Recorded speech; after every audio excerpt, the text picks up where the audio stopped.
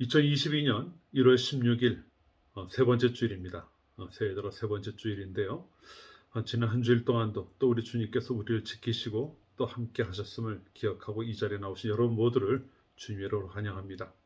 이 시간 우리의 몸과 마음을 온전히 하나님 앞에 향하고 또 전심을 다해서 예배하는 그런 시간 삼으시기를 바랍니다. 묵도함으로 예배를 시작하겠습니다.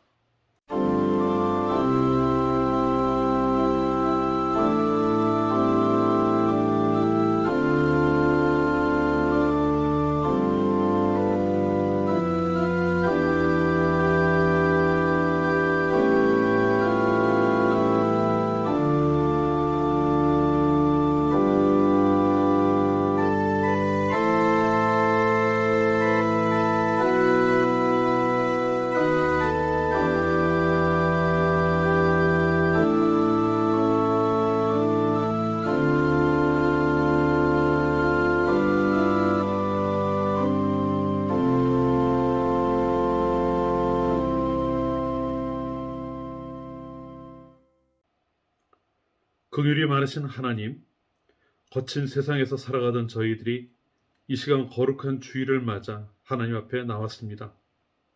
세상의 모든 걱정과 근심을 내려놓고 오직 하나님만 바라보며 예배합니다.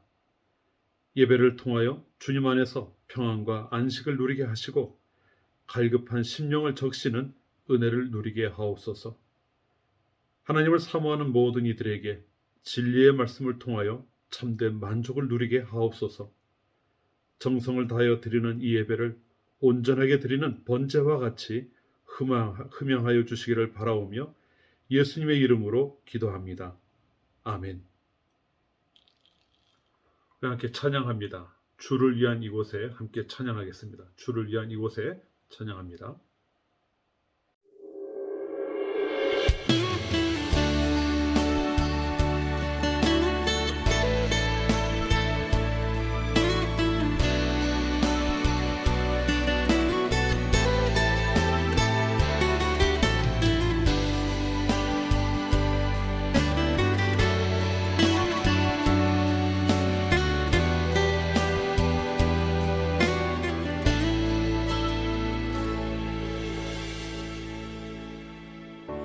주를 위한 이곳에 예배하는 자들 중에 그가 찾는 이 없어 주님께서 슬퍼하시네.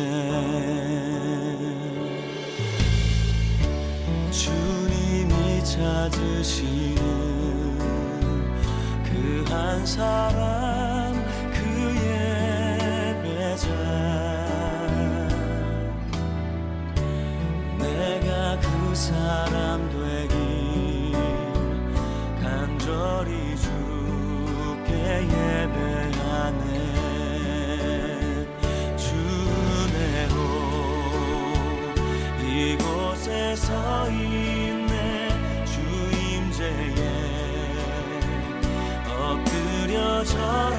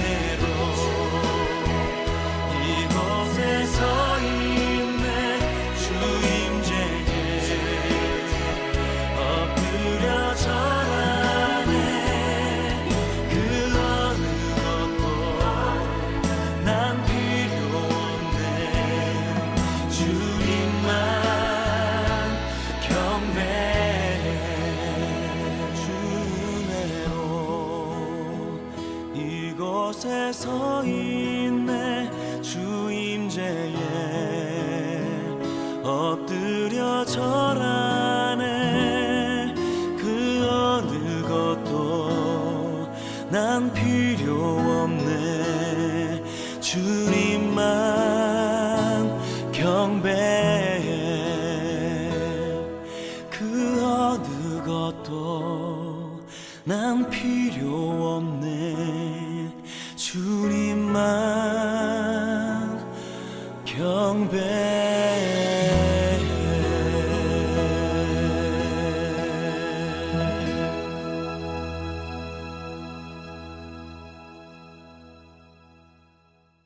교동문 14번을 함께 교독합니다. 교동문 14번입니다. 땅과 거기에 충만한 것과 세계와 그 가운데 사는 자들은 다 여호와의 것이로다.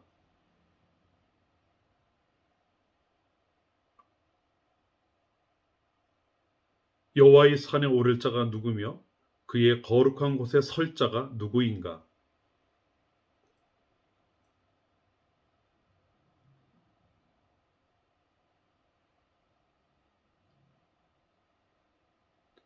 그는 여호와께 복을 받고 구원의 하나님께 의를 얻으리니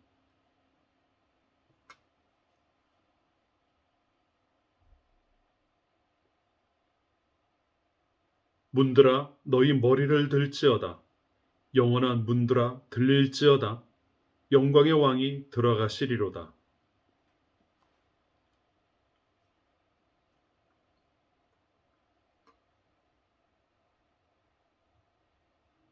문들아 너희 머리를 들지어다 영원한 문들아 들릴지어다 영광의 왕이 들어가시리로다.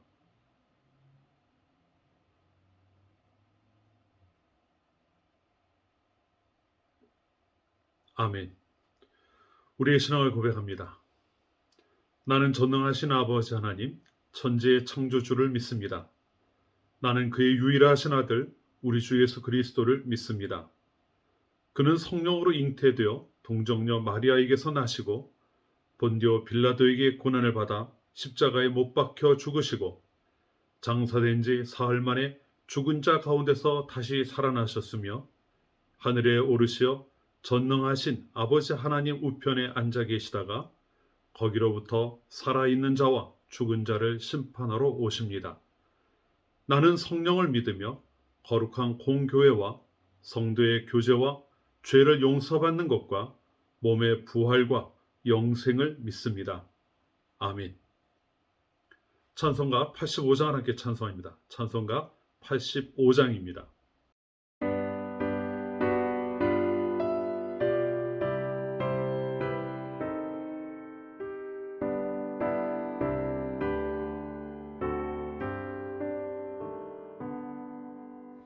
구주를 생각만 해도 이렇게 족하듯 주 얼굴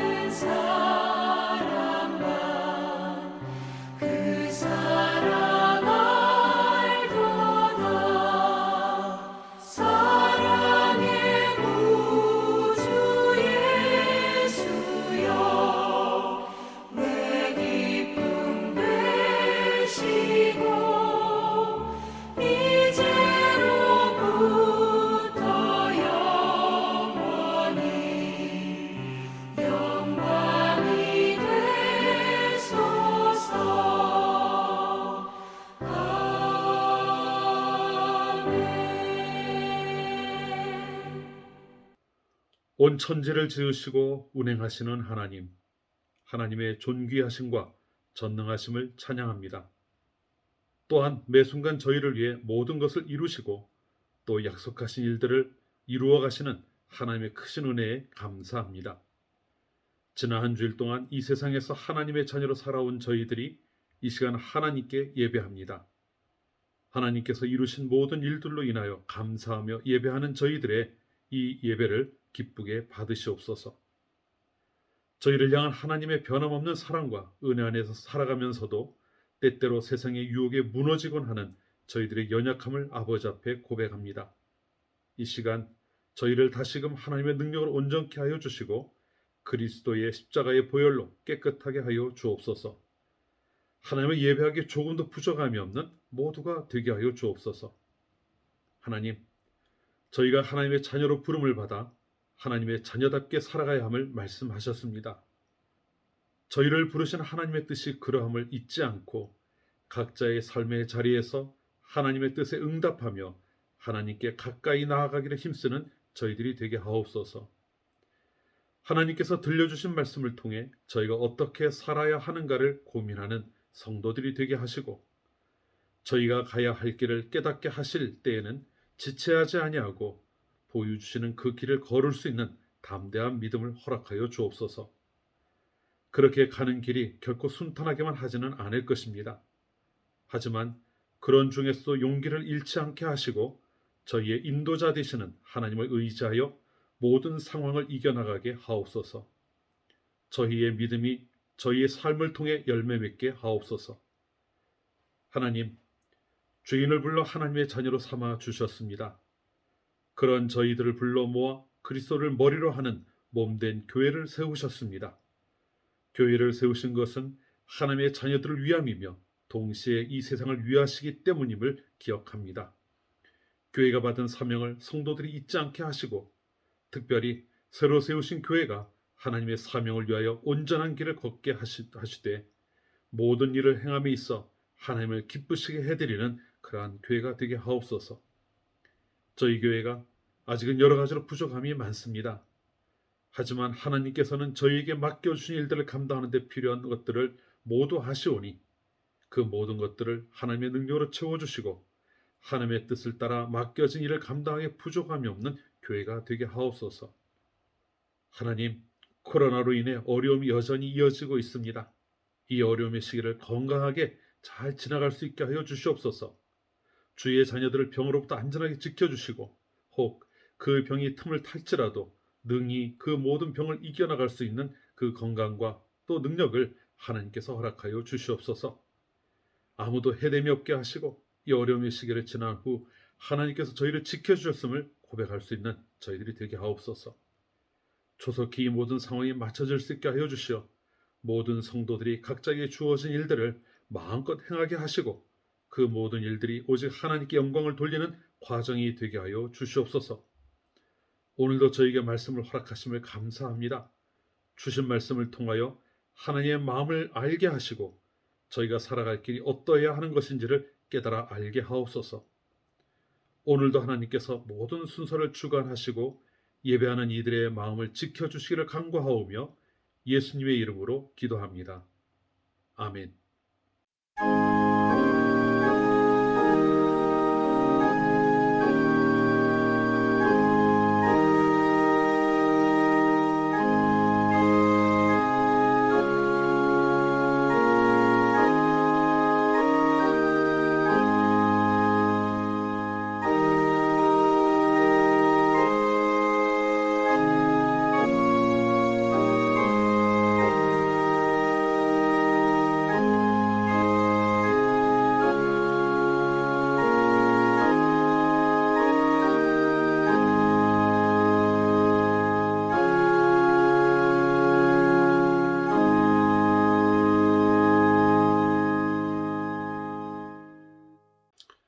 이 시간 우리에게 주시는 하나님의 말씀 우리 함께 나누겠습니다. 먼저 우리 자녀들에게 주시는 말씀입니다. 마가복음 1장 16절, 17절 두 절 말씀을 함께 읽겠습니다. 마가복음 1장 16절과 17절 말씀입니다. 우리 같이 읽겠습니다. 갈릴리 해변으로 지나가시다가 시몬과 그 형제 안드레가 바다에 금을 던지는 것을 보시니 그들은 어부라. 예수께서 이르시되 나를 따라오라. 내가 너희로 사람을 낚는 어부가 되게 하리라 하시니. 아멘.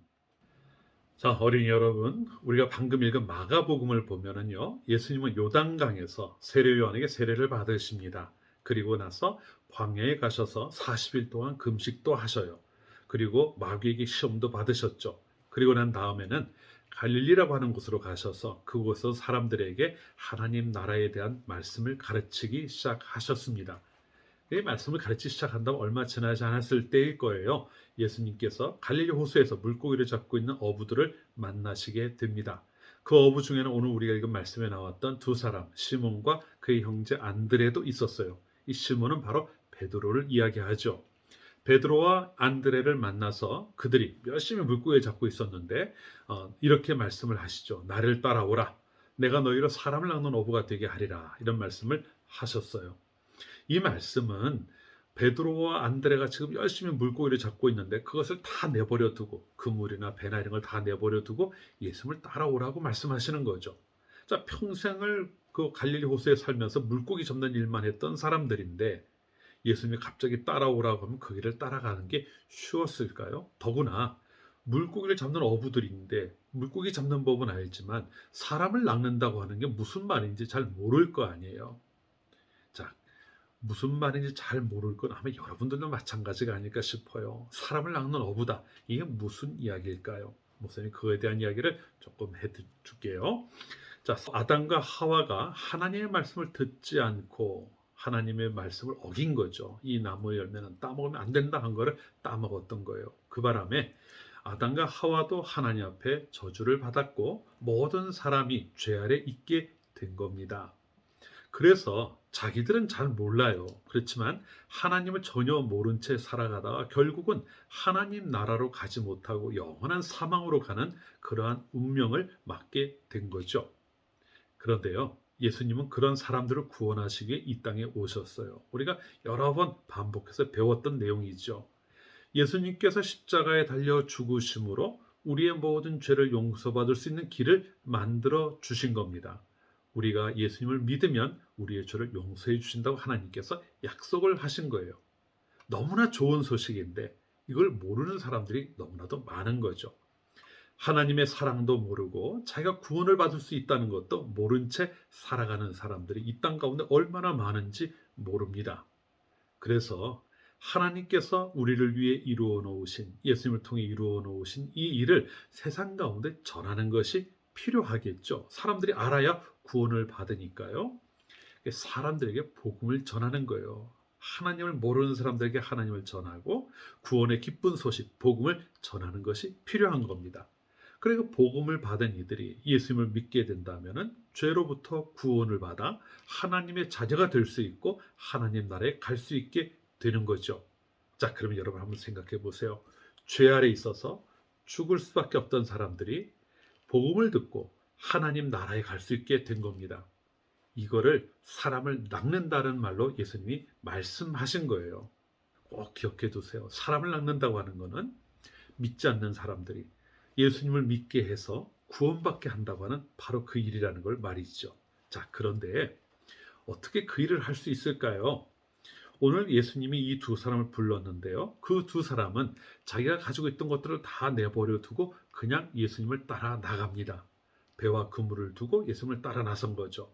이게 정말 중요해요. 예수님 말씀하셨을 때 그 말씀대로 우리가 움직이는 거예요. 자, 이리로 와라. 그러면 예수님이 부르신 대로 가는 거고요. 이젠 그곳을 일어나서 함께 가자. 그럼 예수님과 함께 가는 게 우리에게 필요한 겁니다. 그렇게 예수님을 따라가니까 어떻게 될까요? 예수님은 그 사람들에게 하나님의 말씀을 가르치고 하나님 나라도 가르치셨어요. 믿는 사람들은 어떻게 살아야 하는가에 대해서도 계속 말씀을 해주셨죠. 그렇게 제자들이 사람을 낚는 어부가 될 수 있도록 준비하게 하신 겁니다. 그래서 실제로요, 예수님께서 나중에 하늘나라로 올라가신 다음에 제자들은 많은 사람들에게 복음을 전하고 예수님을 증거해요. 그래 많은 사람들이 구원을 받게 된 거죠.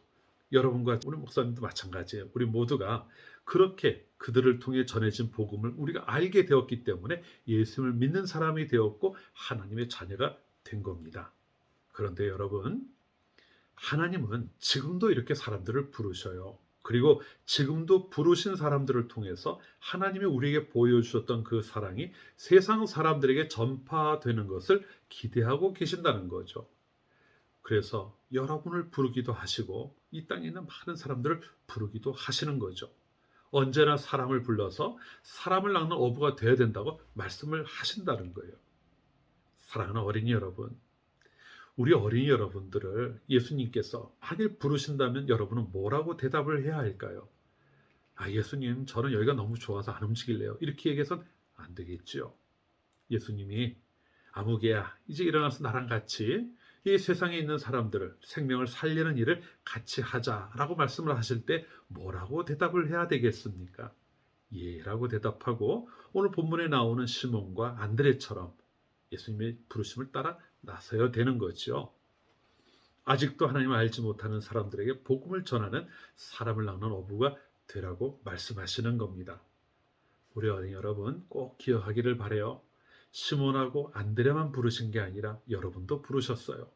그리고 여러분들을 통해서 여러분의 친구들, 하나님을 알지 못하는 많은 사람들에게 하나님이 우리를 위해 행하신, 이루어 주신 그 사랑을 전하기를 원하신다는 것 꼭 기억하시기를 바랍니다.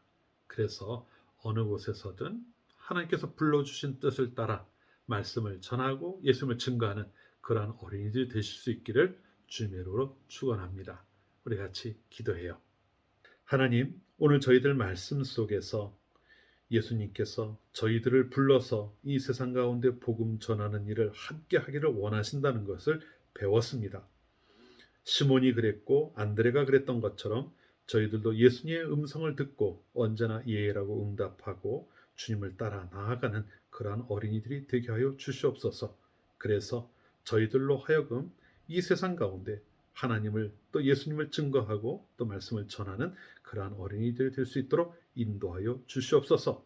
사람을 낳는 어부 베드로와 안드레만이 아니라 우리 어린이들도 사람을 낳는 어부가 되어 살아갈 수 있도록 인도하여 주옵소서. 예수님 이름으로 기도합니다. 아멘. 자, 우리 말씀 한 곳을 더 봅니다. 누가복음 15장 1절부터 10절까지의 말씀입니다. 누가복음 15장 1절부터 10절까지의 말씀을 함께 읽겠습니다. 모든 세리와 죄인들이 말씀을 들으러 가까이 나아오니 바리새인과 서기관들이 수군거려 이르되 이 사람이 죄인을 영접하고 음식을 같이 먹는다 하더라. 예수께서 그들에게 이 비유로 이르시되 너희 중에 어떤 사람이 양 100마리가 있는데 그 중에 하나를 잃으면 99마리를 들여 두고 그 잃은 것을 찾아내기까지 찾아다니지 아니하겠느냐. 또 찾아낸즉 즐거워 어깨에 메고 집에 와서 그 벗과 이웃을 불러 모으고 말하되 나와 함께 즐기자. 나의 잃은 양을 찾아내었노라 하리라. 내가 너희에게 이르노니 이와 같이 죄인 한 사람이 회개하면 하늘에서는 회개할 것 없는 의인 99으로 말미암아 기뻐하는 것보다 더하리라. 어떤 여자가 10드라크마가 있는데 하나를 잃으면 등불을 켜고 집을 쓸며 찾아내기까지 부지런히 찾지 아니하겠느냐. 또 찾아낸즉 벗과 이웃을 불러 모으고 말하되 나와 함께 즐기자. 잃은 드라크마를 찾아내었노라 하리라. 내가 너에게 이르노니 이와 같이 죄인 한 사람이 회개하면 하나님의 사자들 앞에 기쁨이 되느니라. 아멘. 네, 오늘 우리가 읽은 말씀, 누가복음 말씀은 한 4년, 5년 전에 저희가 한번 이제 누가복음을 쭉 할 때 함께 보았던 말씀이긴 합니다. 근데 오늘 조금 이제 그때와는 다른 그런 부분을 좀 함께 생각해 보려고 같은 본문이지만 또 이 말씀 함께 읽었습니다. 오늘 본문에 나오는 내용을 보면은요, 예전에도 이러한 일들이 복음서에 보면 종종 나옵니다만 예수님과 당시 종교 지도자들이라고 할 수 있는 바리새인과 서기관들 사이에 이제 어느 정도의 갈등이 있었다는 것을 볼 수가 있어요. 늘 바리새인이나 서기관들은 예수님께서 하시는 일을 탐탁치 않게 생각하고 있었죠. 자신들은 부정해진다고 가까이 하지 않는 죄인들 혹은 병자들 이런 사람들을 가까이 하시기도 했고 또 자기들로서 이해할 수 없는 말씀을 또는 행동들을 하시니 불편했던 거죠. 오늘 본문도 보면은 자신들은 죄인이라고 가까이 하지 않던 사람들을 가까이 할 뿐만 아니라 그들과 식사까지 하신다고 하는 것을 보고는 못마땅해 하는 내용을 우리가 볼 수 있습니다. 사실 바리새인과 서기관들은 하나님께서 주신 율법을 철저히 지킴으로 의로운 삶을 살아야 한다고 그렇게 생각했고 또 본인들은 그렇게 노력하며 살아가는 사람들이기도 했어요. 예수님도 그들의 그 열심은 본받아야 된다고 할 만큼 열심히 또 열심을 내고 있었습니다. 하지만 뭔가 문제가 있었던 것이죠. 그러니까 오늘 이런 갈등이 만들어지지 않았겠습니까? 자, 예수님은 그 부분을 계속 지적하고 계시지만 그들은 그걸 깨닫지를 못하고 있어요. 오늘 그들의 문제가 무엇이었는지를 좀 생각해 보면서 우리가 어디에 또 우리 관심을 두어야 하는지를 함께 좀 나눠보기를 원합니다. 이들은 율법을 지키기 위해 애를 썼습니다. 그러다 보니 율법대로 사는 자신들은 의로운 이들이었고요. 그렇게 살지 못하는 이들은 죄인이라고 하는 이런 분명한 구분을 가지고 있었죠. 세상을 둘러 딱 나누어 버린 겁니다. 의인과 죄인들. 하지만 예수님은 어떠실까요? 공간복음서를 보면 예수님은 이와는 좀 다른 말씀을 하십니다. 나는 의인을 부르러 온 것이 아니라 죄인을 부르러 왔노라, 이렇게 이야기를 하고 계셔요.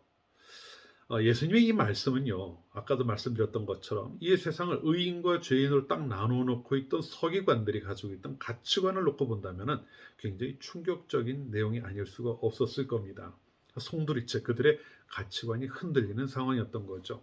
근데 여러분 생각해 보시죠. 이런 가치관이 흔들린다고 하는 것은요, 사실 그 가치관을 가지고 있던 사람들에게는 엄청난 혼란과 불편을 초래할 수밖에 없습니다. 천지가 뒤집어진다고 이야기해도 아마 과언이 아닐 거예요. 그런 상황을 겪다 보니 바리새인과 서기관들이 좋을 리가 없겠죠. 오늘 주신 말씀을 통해 그 이유를 생각해 보려고 합니다. 예수님께서 이렇게 말씀하신 이유는 무엇인지, 그리고 바리새인과 서기관들이 놓치고 있는 것은 무엇인지를 말이죠. 자, 본문에는 두 개의 비유가 나옵니다. 하나는 잃은 양의 비유고요. 다른 하나는 잃은 드라크마의 비유입니다. 이 두 가지 비유를 보면 그 내용은 사실 거의 다르질 않아요. 소재가 좀 다른 거죠. 하나는 양이고 하나는 드라크마라고 하는 것이 다를 뿐입니다. 드라크마는 하루 일당에 해당되는 데나리온과 거의 같은 가치를 가진 동전이죠. 목자는 많은 양들 중에 한 마리를 잃어버렸고요. 한 여인은 많은 드라크마 중에 한 드라크마를 잃어버렸습니다. 또 목자는 그 잃어버린 양을 위해 찾아나가는 수고를 감당했고, 그 여인은 드라크마 하나를 찾기 위해 집안을 청소하는 그런 수고를 합니다. 그리고 목자는 잃은 양을 찾아 기뻐했고요. 또 이 한 여인은 그 잃어버렸던 드라크마를 찾아서 기뻐합니다. 근데 기뻐하는 모습이 거의 비슷해요. 벗과 이웃을 불러 함께 즐기자, 이렇게 이야기를 하죠. 그 양이나 또는 드라크마 잃어버린 기쁨이 너무 커서 마을사, 자기 주위에 있는 친구들과 또는 가족들 다 불러놓고는 함께 이제 잔치를 벌이는 이제 그러한 이야기까지 동일하게 이어집니다. 모든 두 가지가 다 무언가를 잃어버렸고, 또 찾기 위해서 수고를 아끼지 않았고, 찾은 다음에는 그 기쁨을 벗과 이웃들과 함께 나누었다고 하는 이런 공통된 내용을 담고 있어요. 그런데 이 비유를 읽을 때마다 궁금한 것이 한 가지 있습니다. 저는요, 내가 만일 그 목자나 혹은 그 여인이었다고 한다면은 그것을 찾기 위해 수고를 하기는 할 겁니다. 귀한 거니까 찾아야 되겠죠. 그런데 찾았다고 해서 그 기쁨 때문에 사람들을 불러서 함께 기뻐하자고 할까, 나와 함께 즐기자, 이렇게 할까라는 부분에선 좀 의문이 들어요. 그렇게까지는 하지 않았을 것 같기 때문이죠. 6절과 9절을 보면 목자도 그렇고 그 여인도 그렇고 나와 함께 즐기자, 이런 이야기를 하거든요. 대부분의 주석가들은 이 나와 함께 즐기자라고 하는 말을 잔치한다는 말로 이해를 합니다. 그럼 여러분 한번 생각해 보십시오. 저희가 왜 이 부분이 잘 수긍이 안 되고 저라면 아니었을 텐데라는 생각이 드는가 하면은, 잔치라고 하는 것이 벗과 이웃들을 부르는데 한두 명 부르는 건 아닐 거 아니에요. 그 비용이 분명히 발생을 할 텐데, 자, 어떻습니까? 양 한 마리, 드라크마 하나, 이 가치랑 비교해 본다면 잔치하는 비용이 어떻겠느냐 하는 거죠. 하기에 따라 다르긴 하겠지만, 이 주인 그 잃어버린 걸 찾았던 사람들이 하는 이야기를 보면 그냥 간단히 차 한 잔 마시자는 정도는 아닐 거로 생각이 돼요. 그러면은 자기가 찾은 것보다 더 많은 것들을 소비해야 된다는 그런 결론이 나오지 않겠습니까? 양은 조금 더 비싸겠지만 드라크마 하루의 일당에 해당되는 돈이에요. 현재 일당을 아무리 넉넉하게 쳐준다 해도 그 금액을 되찾았다고 해서 잔치를 벌일 만큼 그러한 양이 되겠느냐 하는 거죠. 양이 되었건 드라크마가 되었건 잃어버렸던 것을 찾은 것은 참 좋은 일이 맞습니다만, 그렇다고 해서 잔치를 해버리면 결국 더 큰 손해가 되지 않겠는가 하는 생각이 드는 거예요. 저는 물건을 종종 잘 잃어버립니다. 어디 있는지 찾지 못할 때가 많아요. 아직도 못 찾은 것이 또 있기도 합니다. 집안에서도 잃어버린 경우들은 많기 때문에 잃어버렸다 또 찾고 이제 수선을 떨죠. 그런데 아무리 애타게 찾아 헤매다가 발견했다고 해도 그것 때문에 누군가와 잔치를 벌인다, 사람들 불러 모으고 즐기자, 여기까지는 가진 않았던 것 같아요. 여러분은 어떻습니까? 뭐 자녀를 잃어버리다 찾았다고 한다면 모를까? 글쎄 그렇게까지 할 일이 과연 뭐가 있을까 하는 생각이 들어요. 근데 예수님 분명히 그렇게 말씀을 하시거든요. 목자나 여인이 그 잃었던 것을 찾고 나서는 그 기쁨에 사람들을 불러 함께 기뻐했다고 말씀하고 있는 것이죠. 그렇다면은요, 여기에는 물건이 가지고 있는 그 가치라고 하는 그것을 뛰어넘는 무언가가 더 있는 것 같아요. 그러니까 그 물건의 가치를 따지기 어려운, 그 찾았다는 것만으로 큰 기쁨을 이야기할 만한 뭔가 다른 의미가 그 안에 담겨 있지 않겠느냐고 하는 것이죠. 근데 그걸 알려면은요, 이 비유가 무엇을 이야기하는 것인지를 조금 더 생각해 볼 필요가 있을 것 같습니다. 자, 본문에서 목자 혹은 여자로 비유되고 있는 것은 무엇을 가리키는 걸까요? 이건 바로 하나님이죠. 그리고 잃어버렸던 양이나 드라크마는 하나님을 떠났던, 하나님을 은혜를 떠났던 사람들을 이야기합니다. 바로 우리들이 될 거예요. 그러니까 양이나 드라크마를 잃어버린 것은 인간이 범죄함으로 하나님을 떠난 상태를 의미하는 것이죠. 그리고 목자와 여인이 그 잃은 것을 찾기 위해서 수고를 감당했다고 하는 것은 잃어버린 한 영혼을 위해서 하나님께서 얼마나 열심을 내고 계시는가를 보여주는 그러한 모습이기도 합니다.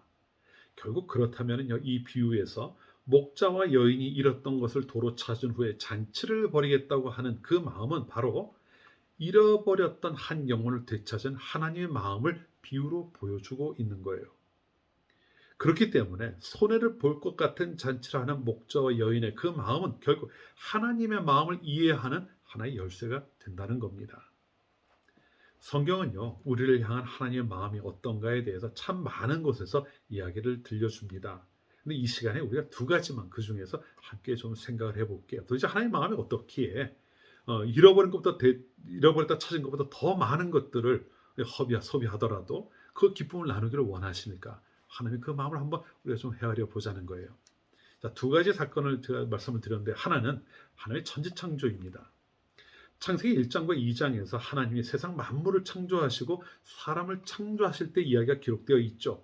그중 사람을 지으실 때 다른 창조의 이야기와는 구별이 되는 부분이 있습니다. 먼저 하나님은 인간을 하나님의 형상과 모양을 따라 지으셨다, 이렇게 이야기하고 있죠. 창세기 1장 26절 말씀입니다.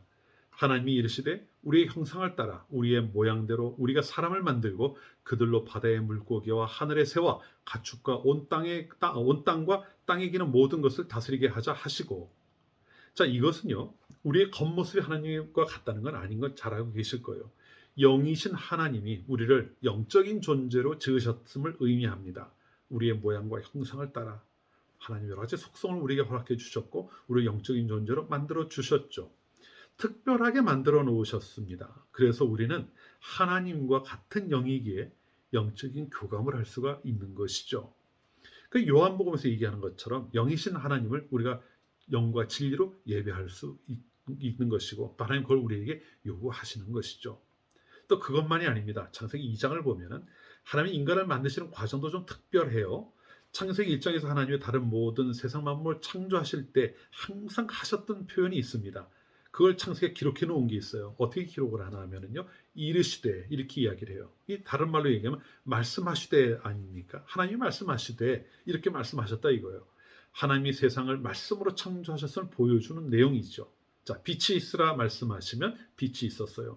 땅은 풀과 씨 맺는 채소와 각기 종류대로 씨 가진 열매 맺는 나무를 내라, 이렇게 말씀을 하시니까 말씀하신 대로 그대로 된 겁니다. 그런데 인간을 창조하시는 데서는 이야기가 좀 달라요. 창세기 1장 27절을 보면 하나님이 자기 형상, 곧 하나님의 형상대로 사람을 창조하시되 남자와 여자를 창조하시고, 이렇게 말씀을 하고 있습니다. 근데 여기에는 이르시되라는 말이 나오지를 않아요. 왜 다른 만물을 창조하시는 이야기가 여기가 다를까요? 2장에 나오는 것을 보면 알 수 있습니다. 하나님이 흙으로 사람의 모양을 만드시고 그 코에 생기를 불어넣으시니 사람이 생명이 된지라, 이렇게 말씀을 하고 있죠. 하나님의 능력이 없는 것이 아니라 하나님께서는 인간을 만드실 때 특별한 모습으로, 특별한 방법으로 만드셨음을 보여주고 있는 겁니다. 하나님은 인간을 향해서는요, 남다른 마음을 가지고 계시는 거예요. 하나님이 바로 여러분을 그렇게 만드신 겁니다. 여러분과 저를 말이죠. 온 세상을 말씀으로 창조하신 하나님이 직접 그 모양을 만드시기 위해 수고를 아끼지 않으실 만큼 귀한 존재임을 보여주고 있는 거죠. 다윗은요, 시편 8편에서 이렇게 이야기합니다. 4절과 5절인데요. 사람이 무엇이간데 주께서 저를 생각하시며 인자가 무엇이간데 주께서 저를 권고하시나이까. 저를 천사보다 조금 못하게 하시고 영화와 존귀로 관을 씌우셨나이다. 아멘. 하나님께서 여러분을 직접 돌보고 계시죠. 천사보다 조금 못하게 하셨다고 하는 것은요, 인간이 천사보다 못하다는 이야기를 하려는 게 아닙니다. 영적인 존재이고 하나님을 보좌하는 천사에 비견할 만한 존재가 바로 인간이라고 하는 것을 말씀하고 있는 거예요. 어디 그것뿐입니까? 거기에 더하여 영화와 존귀로 관을 씌우셨다, 이렇게 이야기를 하고 있잖아요. 하나님이 사람을 영광과 존귀함으로 두르고 계신다고 하는 것을 말씀하고 있는 것이죠. 그만큼 특별한 존재라는 겁니다. 바로 이 시간 예배하는 여러분이 그렇다는 거예요. 우리가 특별한 존재라는 거죠. 하나님께서 당신과 교제할 수 있는 영적인 존재로 만들어 놓으셨을 뿐만 아니라 특별한 관심과 사랑을 가지고 정성껏 만들어 주신 존재가 바로 우리들이라는 겁니다. 거기서 그치는 게 아니죠. 그 후로도 하나님께서는 우리를 그렇게 특별한 관심을 가지고 또 돌보고 계십니다. 근데 그것만이 아니에요. 두 번째로 우리가 또 기억해야 될 사건은요, 그런 하나님이 여러분을 향한 구원의 계획을 이루어 가셨다고 하는 거예요. 인간이 범죄하며 하나님을 떠나지 않았습니까? 하나님께 불순종하고 떠난 거예요. 이건 미리 말씀하셨던 것처럼 이제 그들에게는 멸망이 있는 것이 당연한 겁니다. 하나님의 형상을 잃어버렸고 하나님과 관계를 잃어버리게 되었죠. 그런데 하나님은 어떻게 하십니까? 말씀하신 것이 있었음에도 불구하고요, 그 인간을 향한 하나님의 관심과 사랑을 조금도 그치질 않으셔요. 오히려 그 상황을 회복시키기 위해서 계획을 세우시고 실행을 해나가십니다. 그리고 그 절정이 당신을 배반하고 죄의 길에 빠져버린 사람들을 구원하시기 위해서 독생자 예수 그리스도를 이 땅 가운데 보내시고 십자가에 내어주신 바로 그 사건인 거죠. 이것이 우리가 오늘 보아야 할 두 번째 사건이에요. 우리가 잘 알고 있는 요한복음 3장 16절 말씀, 우리 한번 암송해 보죠. 하나님이 세상을 이처럼 사랑하사 독생자를 주셨으니 이는 그를 믿는 자마다 멸망하지 아니하고 영생을 얻게 하려 하심이라. 세상을 사랑하셔서 독생자를 주셨다. 그 아들을 죽음의 자리에 내어주신 겁니다. 여러분, 이 이야기에 담겨있는 하나님의 사랑이 가늠이 되십니까? 아시는 것처럼 저에겐 아이들이 셋이 있는데요. 정말 아이들을 보면 사랑스럽죠. 그런데 때로는 제 마음에 들지 않을 때가 있는 것도 사실이에요. 이제 더 커가면서 점점 그런 일들이 많아지지 않습니까? 그런데 아무리 그렇다고 해도 그 아이들을 내가 좋아하는 혹은 내가 귀하다고 여기는 다른 무엇과 바꿀 수 있는 것은 이 세상에 아무것도 없습니다. 그건 여러분들도 마찬가지일 거예요. 세상에 어떤 것도 제 자식들 또 제 아이들보다 더 사랑할 대상이 되지는 못하겠죠. 그런데 하나님은 그걸 하신 거예요. 왜 하셨을까요? 왜 하나님이 그 정도로 우리를 사랑을 하셨을까요? 우리의 머리로는 그 마음을 다 가늠할 수가 없어요. 이해할 수가 없는 거죠. 그리고 우리는 그러한 사랑을 받았기 때문에 그 사랑으로 인하여 신앙생활을 하고 있는 겁니다. 하나님께서 이와 같은 우리를 향한 관심과 사랑이 있었어요. 창조할 때도 그랬고 우리를 죄 가운데서 구원하실 때도 그랬고요. 하나님께서는 동일한 마음으로 우리를 지켜보고 계시고 우리의 관심과 사랑을 쏟아붓고 계시는 겁니다. 그런 만큼 그렇게 관심을 기울이는 대상인 만큼 그들이 하나님 앞에 다시 돌아온다고 하실 때 하나님의 기쁨이 그만큼 큰 겁니다. 잔치를 벌이는 것이 손해냐 이득이냐 이걸 따질 게 아니에요. 기쁨을 표현하는 겁니다. 그 기쁨이 얼마나 크냐는 거죠. 그 기쁨이 얼마나 커요? 잃었다 찾았던 그 가치를 따질 필요가 없어요. 내가 가지고 있는 거 다 털어넣어서 잔치를 한다 하더라도 그것이 아깝지 않을 만큼 그 기쁨이 컸다는 것을 보여주고 있는 거죠. 여러분, 감격할 일이 아닙니까? 여러분은 하나님의 사랑을 받은 자들이라는 거예요. 세상 그 무엇도 비교할 수 없고 흉내낼 수 없는 그 큰 사랑을 받았다는 것을 말씀하고 있는 것이죠. 우리 옆에 있는 분들과 함께 이야기해 봅시다. 가족끼리 있던 가족끼리 말씀하셔도 좋고요. 지금 혼자 예배하셔서 얘기할 사람이 없다면 나중에라도 이야기를 한번 해보세요. 하나님께서는 당신을 정말 사랑하십니다. 하나님께서는 당신을 정말 끔찍히도 사랑하십니다. 우리 서로에게 좀 이야기를 해볼까요? 하나 더 해보죠. 당신이라는 존재 자체가 하나님께는 기쁨의 이유입니다. 무슨 말인지 아시겠죠? 다시 한번 얘기해 볼까요? 당신이라는 존재 자체가 하나님께는 기쁨의 이유입니다. 여러분, 이 사실을 우리가 기억해야 돼요. 하나님께서 잃었던 자들을 다시 되찾고 그토록 기뻐하는 것은 우리의 가치의 문제가 아니라는 겁니다. 내가 그럴 만한 가치가 있기 때문에 하나님께서 나를 구원하신 게 아니라 하나님의 사랑이 그만큼 크기 때문에 너무나도 자연스럽게 이루어진 일이라는 거예요. 예수님은 바로 그런 하나님의 마음을 알고 계셨기 때문에 죄인을 부르러 왔다고 말씀하고 있는 것이죠. 그렇다면 우리 다시 앞으로 돌아가 볼게요. 예수님 향해 불평을 하던 바리새인들은 무엇을 놓치고 있었던 걸까요? 왜 그들은 예수님 하시는 말씀을 이해하지 못하고 그 예수님을 죽여야 되겠다는 생각을 할 만큼 미워하게 되었을까요? 다른 게 아닙니다. 세상을 향한 이와 같은 하나님의 마음을 제대로 이해하지 못하고 있었기 때문에 그래요. 그리고 그들은 자신들의 의로움만을 강조했습니다. 세상을 의와 악으로 나누어 버리고 거기에 대해서 아무런 말미를 여지를 두지 않고 있었던 거죠. 선을 그어버린 거예요. 세상에는요, 분명히 선과 악이 있습니다. 의인도 있고 악인도 있어. 이 명확히 나누어지는 것 같아요. 그런데 그것이 전부가 아닙니다. 바리새인들은 그것만 전부인 줄로 알았어요. 이걸 명확하게 나누고 선을 걸어놓고 섞이지 않으면 된다라고 생각을 했던 겁니다. 하지만 하나님의 마음은 그게 아니에요. 왜 그럴까요? 모두가 다 죄인이었거든요. 근데 하나님이 그 중에서 불러내어 주신 거거든요. 로마서 6장 17절과 18절을 한번 봅시다. 로마서 6장 17절과 18절 말씀입니다. 하나님께 감사하리로다. 너희가 본래 죄의 종이더니 너희에게 전하여 준 바 교훈의 본을 마음으로 순종하여 죄로부터 해방되어 의에게 종이 되었느니라. 아멘. 왜 감사합니까? 원래 죄의 종이었어요. 그런데 전해준 바 교훈의 본, 복음을 전해받음으로 그것에 순종한 거죠. 믿음으로 받아들이고 아멘한 겁니다. 죄로부터 해방되어 의에게 종이 되는 자리로 인도해 가시는, 이것이 하나님께서 이루시는 일이에요. 죄인과 의인이 분명히 나누어져 있는 것 같아요. 그런데 하나님은 그 죄인들에게 길을 열어주셔서 의로 끌어오시는 거예요. 분명히 나누어져 있는 것 같고 선이 선명히 그어져 있어서 섞이지 않을 것 같지만 하나님은 그 죄 가운데 있는 이들을 불러오네요. 의로 빛 가운데 들어가게 하시기를 기대하고 원하고 계신다는 거죠. 이 사실을 바리새인들은 이해하지도 못했고 이해하려고 하지도 않았던 겁니다. 그러다 보니 자신들의 생각에 갇혀서 그 일을 이루기 위해 이 땅에 오신 예수님과 끊임없이 갈등을 할 수밖에 없었던 것이죠. 사랑하는 성도 여러분, 우리는 이미 구원을 받은 자들이에요. 이제는 영적인 성숙을 이루어가야 한다고 말씀을 드렸습니다. 그런데요, 영적으로 성숙해 간다고 하는 것은 우리를 부르신 하나님의 마음을 조금씩 더 이해해 가고 그 마음을 헤아리게 되는 것입니다. 바리새인과 서기관들은 그 부분에서 실패했어요. 자신들이 이룬 줄 알고 거기서 모든 것을 닫아버렸습니다. 우리 그들의 이야기를 통해 나 자신을 돌아보아야 합니다. 그리고 의로움과 악함은 분명히 구분을 하되 악을 넘어가서 구원을 이루시는 하나님이 계시다고 하는 사실을 잊어서는 안 된다는 거예요. 죄인의 길에는 서지도 않아야 하고 죄와는 타협하지도 않아야 합니다.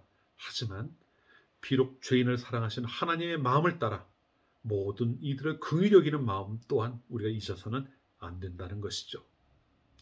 한 생명을 천하보다 귀하게 여기신다고 하신 하나님의 말씀을 기억하며 우리가 이 땅 가운데 각자 주어진 자리에서 살아가야 합니다. 그리고 여러분의 삶을 통해서 하나님의 자비하심이 이 땅 가운데 증거될 수 있어야 한다는 것 절대 잊지 않으시기를 바랍니다. 이른 양의 비유, 드라크마의 비유, 한 생명을 구원함이 기쁨이 된다. 맞아요. 하나님이 세상 다른 큰 무엇보다도 그걸 더 귀히 여기신다는 사실을 기억하고 그 하나님의 마음을 이해하는 여러분들이 되시고요. 또 더 나아가서는 그러한 하나님의 마음을, 하나님의 뜻을 세상 가운데 실천해 나감으로 하나님의 영광을 드러내는 삶을 살아가는 여러분 모두가 되시기를 주님의 이름으로 축원합니다. 기도합시다. 하나님 아버지, 오늘 저희들 나누는 말씀을 통해서 하나님께서 한 생명을 얼마나 사랑하시는가를 보았습니다. 먼저 저희를 그와 같이 사랑하신다는 사실을 기억하고 감사, 감격을 잃지 않는 성도들이 되게 하시고 또 그 사랑이 저희 있는 다른 이들에게도 흘러가야 함을 잊지 않게 하옵소서.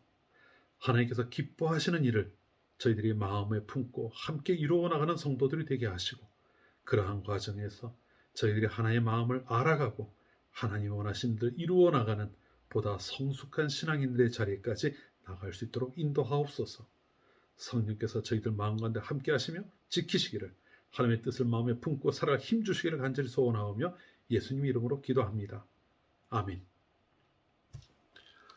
찬송가 309장을 함께 찬송합니다. 찬송가 309장입니다.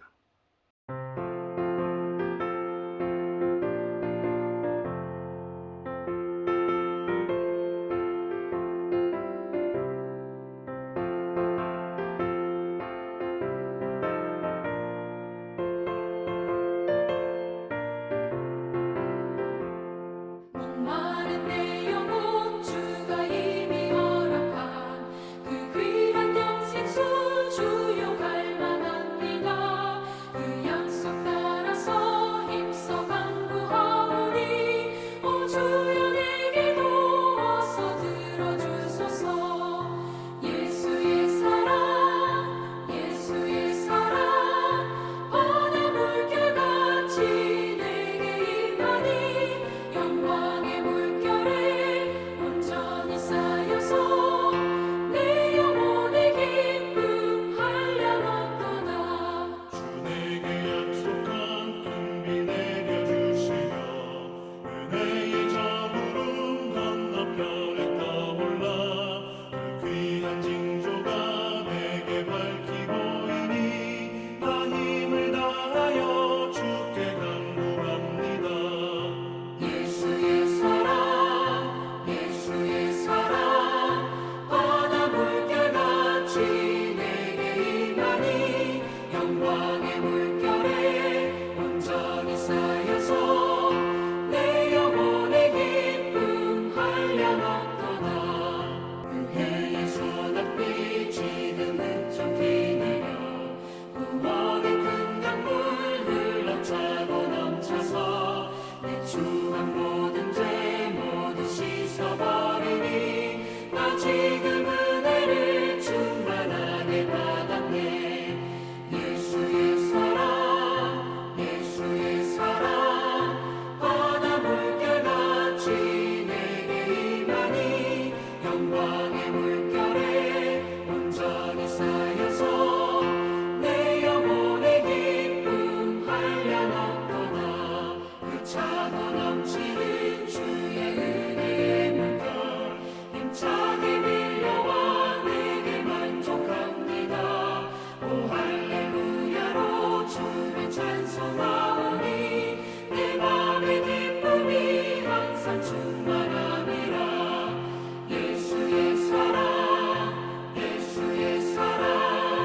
바다 물결같이 내게 임하니 영광의 물결에 온전히 쌓여서 내 영혼의 기쁨 한량없도다. 들으신 예물을 위해서 기도하겠습니다. 사랑의 하나님, 저희에게 필요한 것들을 채우시고 하나님의 은혜 안에 거하게 하심을 감사합니다. 저희에게 베푸신 그 은혜를 기억하며 하나님께 예물을 드립니다. 모든 것이 아버지께서 주신 것이기에 아버지께 돌려드리오니 기쁘게 받아주시고 하나님께서 기뻐하시는 일 가운데 온전하게 사용되게 하여 주시옵소서. 예물을 드린 이들마다 하나님께서 기억하시고 각자의 삶 가운데 하나님이 함께 하심을 항상 경험할 수 있도록 인도하시고 이 험하고 어지러운 세상 가운데서도 갈 길을 결코 놓치지 않고 오직 하나님의 은혜 안에 거하게 하옵소서. 예수님 이름으로 기도합니다. 아멘. 네, 여러분이 한 가지 당부의 말씀을 좀 드립니다. 이건 광고는 아닙니다. 저희가 온라인으로 예배를 해온 지가 이제 약 1년이 좀 넘었습니다. 그런데 예배를 해오면서 항상 마음에 이렇게 좀 걸리는 게 있어요. 말씀을 드려야 되는데 하면서도 오해의 소지가 있는 문제라 제가 따로 말씀을 드리지는 않았습니다. 그런데 이제 좀 말씀을 드려야 될 것 같아요. 앞으로 얼마나 저희가 더 이렇게 온라인으로 예배를 할지는 모르겠습니다만 여러분 예배에 임하실 때마다 꼭 헌금을 준비하십시오. 예배에서 헌금은 정해진 순서로 우리가 같이 나누고 있는 거죠. 여러분이 하나님 앞에 받은 은혜 감사하며 여러분이 하나님께 반응하는 시간이에요. 꼭 준비를 하시되 지금 온라인으로 인해서 예배를 인해서 저희가 어디에 당장 나와서 드릴 수는 없습니다. 그래 여러분이 섬기는 교회로 송금을 하셔도 좋고요. 아니면은 여러분이 또 보내기를 희망하시는 어떤 교회를 정하시고 그쪽으로 보내셔도 됩니다. 참고로 저희 교회는 아직 구조가 없기 때문에 송금을 받을 수는 없습니다. 예, 그래서 좀 말씀을 더 이제 제가 이렇게 드려요. 그리고 만일 예물을 이렇게 헌금을 하기가 어려운 상황이다. 송금으로 하기가 좀 어렵다 하면은 그냥 예배 때마다 작정한 것들 이렇게 모아 놓으셨다가 저희가 아마 언제고 뭐 올해는 아마 가능하지 않을까 싶어요. 예배를 현장에서 하게 될 때가 있겠죠. 그때 여러분이 가져가셔서 교회 헌금을 드리면 됩니다. 하나님 앞에 드리는 것 아까워하지 마시고 여러분이 마음에 정하신 대로 헌금해 주시고요. 또 그것을 통해서 하나님 앞에 또 나갈 때는 마땅히 드릴 것을 드릴 수 있는 그런 우리들이 되어야 되지 않을까 싶어요. 예배에 참석하실 때 꼭 준비를 하십시오. 나중에 뭐 이렇게 해야지 이게 이렇게 생각하지 마시고 예배 하실 때 그냥 준비를 하십시오. 그래 준비해 놓으셨다가 그것을 나중에 송금을 하든가 아니면 모아놨다가 교회 가서 직접 헌금을 하시면 되겠습니다. 자, 이 부분 꼭 우리가 이제 지켜나갔으면 좋겠습니다. 예, 우리 내 평생 사는 동안 함께 찬양하고요. 그 다음에 축도하는 오늘 예배의 모든 순서를 마치겠습니다.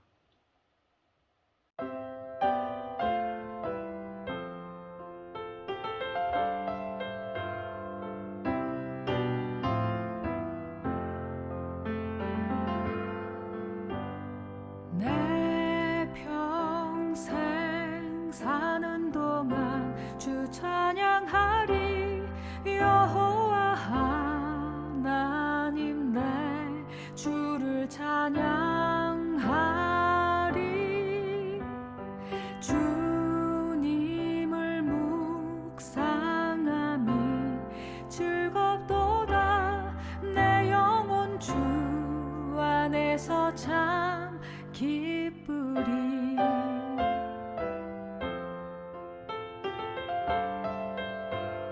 내 평생 사는 동안 주 찬양하리 여호와 하나님 내 주를 찬양하리 주님을 묵상함이 즐겁도다 내 영혼 주 안에서 참 기쁘리 내 영혼아 주님을 송축하라 내 영혼아 주님을 찬양하라 내 영혼아 주님을 송축하라 내 영혼아 주님을 찬양하라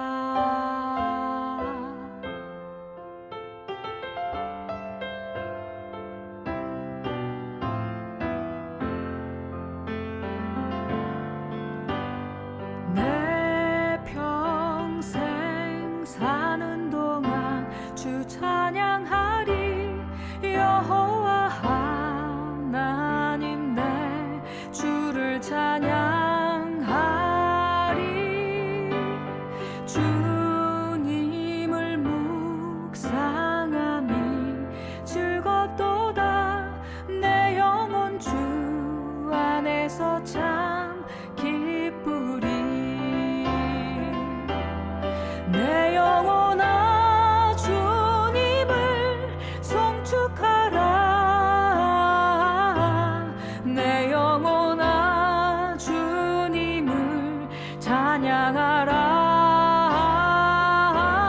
내 영혼아 주님을 송축하라 내 영혼아 주님을 찬양하라 내 영혼아 주님을 송축하라 내 영혼아 주님을 찬양하라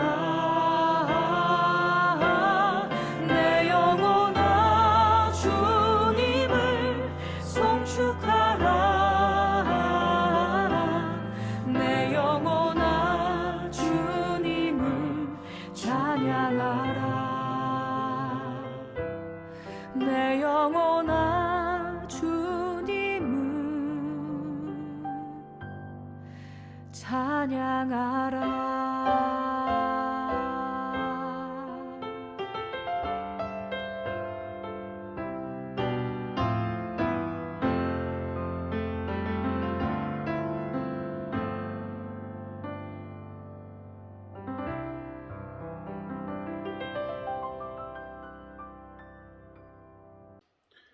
우리의 모든 죄악을 담당하시기 위해 십자가의 길을 걸으신 우리 주 예수 그리스도의 은혜와 우리가 죄인 되었을 때 사랑하시오 구원을 이루신 하나님 아버지의 지극하신 사랑하심과 성령님의 교제하심이 이 시간 죄인이었던 우리를 구원하신 하나님의 크신 은혜 안에서 이 세상을 향한 하나님의 사랑을 증거하며 살아가기를 다짐하는 이 자리에 함께한 모든 하나님의 자녀들과 그 사랑 안에서 부름받은 자들이 세워나가는 교회 위에 항상 함께 하시기를 간절히 축원하옵나이다. 아멘.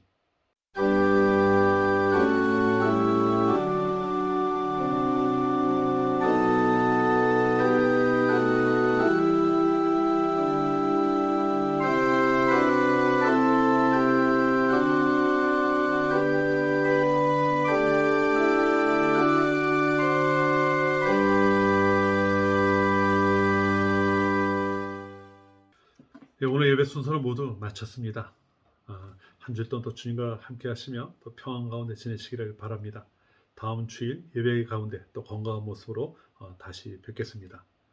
주님 안에서 평안한 한 주 되십시오. 샬롬. 주의 교회